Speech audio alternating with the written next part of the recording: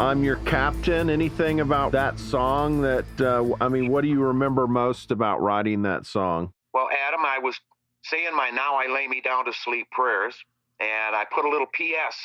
on my prayer, and I asked for a song. I asked God to give me a song that would reach and touch the hearts that the Creator wanted to get to. So I went to bed, and I sat up in the middle of the night. I reach over and grab my legal pad and start writing. I have a pad next to my bed because I've lost the best songs I've ever written.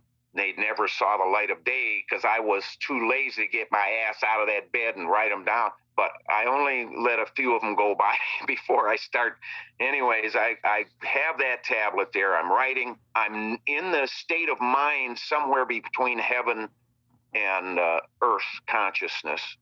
And I'm not really, I know enough not to go back to the beginning and read what I've already written and try to go from there. I know I have to keep writing, and whatever comes out is the way it comes out. And that's what I did. And then I put the pad down, rolled back into the sheets, and went to sleep. I got up in the morning. I'm out there fixing my coffee. I'm looking at the horses out in the pasture. I grabbed my George Washburn flat top acoustic guitar and sat down at the table with my coffee, and I started doing this.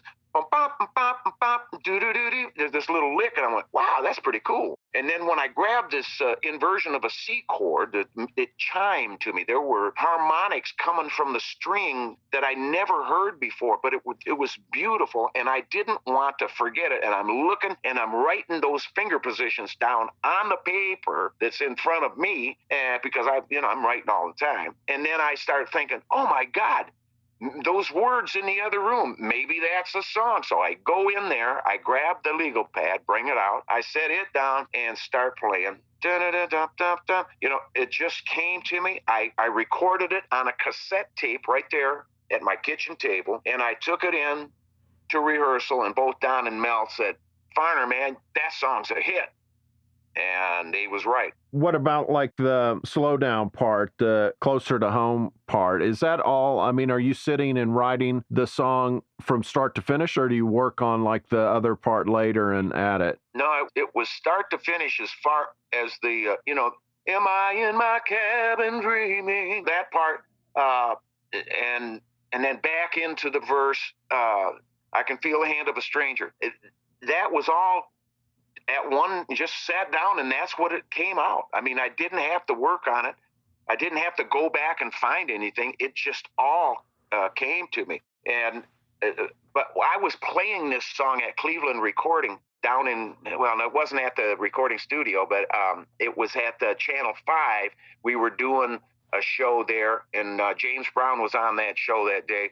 And the band leader, Tommy Baker, heard me playing this I'm Your Captain lick, and he came over. He says, what the hell is that, Farner? And I said, well, it's a new song that I'm writing. It's called I'm Your Captain.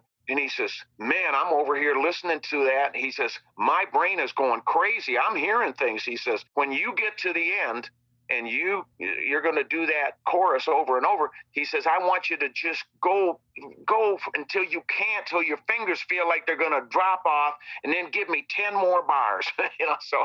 So we did. When we were in Cleveland recording, did the song, and I told the guys, I said, we got to stretch this out so Tommy Baker can put the orchestra in here. So we stretched and stretched and stretched and stretched, and finally, boom, and then we give it to Tommy, and he made that orchestra, it adapted to the whole feel, the attitude, to the dynamics of that song, which gave it the life that it still has today, brother.